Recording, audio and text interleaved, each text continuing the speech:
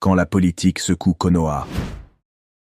En 2000, au village caché de Konoha, Woody Seinju devient Hokage grâce au soutien du peuple. Au nord, le clan Uchiwa, mené par Alasco, se sent oublié et maltraité. En secret, il s'allie à Sorobito pour fonder l'Akatsuki, une armée de rebelles qui prend le contrôle du nord. Les tensions s'aggravent, surtout dans la zone du Beke. En 2010, élection. Après le vote, Woody et Alasco se proclament chacun Hokage. La troisième grande guerre ninja éclate. Avec l'aide des nations occidentales, Alasco l'emporte. Woody est capturé et envoyé à la haie pour 10 ans. Au pouvoir, les Uchiwa placent leurs hommes partout, reproduisant ce qu'ils reprochaient jadis aux Seinju. Sorobito, écarté, tente de prendre plus de place. Alasco refuse. Sorobito déserte et devient l'ennemi numéro 1. 2021, c'est le retour.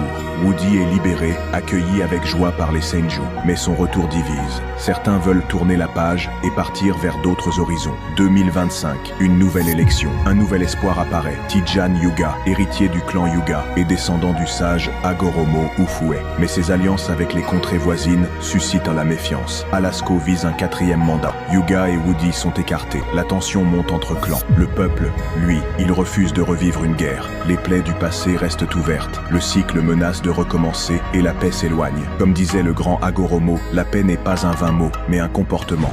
Ça croit! On a fatigué! Merde! Quand la politique secoue Konoha.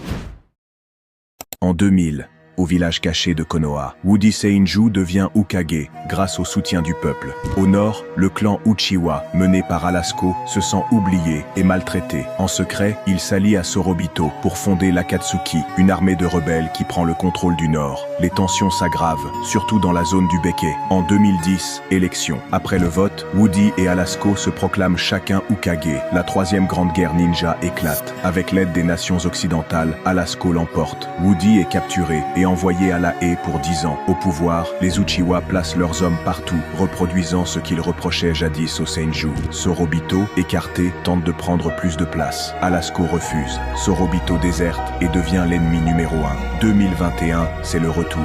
Woody est libéré, accueilli avec joie par les Seinju. Mais son retour divise. Certains veulent tourner la page et partir vers d'autres horizons. 2025, une nouvelle élection. Un nouvel espoir apparaît. Tijan Hyuga, héritier du clan Hyuga et descendant du sage Hagoromo Ufue. Mais ses alliances avec les contrées voisines suscitent la méfiance. Alasco vise un 4e mandat. Hyuga et Woody sont écartés. La tension monte entre clans. Le peuple, lui, il refuse de revivre une guerre. Les plaies du passé restent ouvertes. Le cycle menace de recommencer et la paix s'éloigne. Comme disait le grand Hagoromo, la paix n'est pas un vain mot, mais un comportement.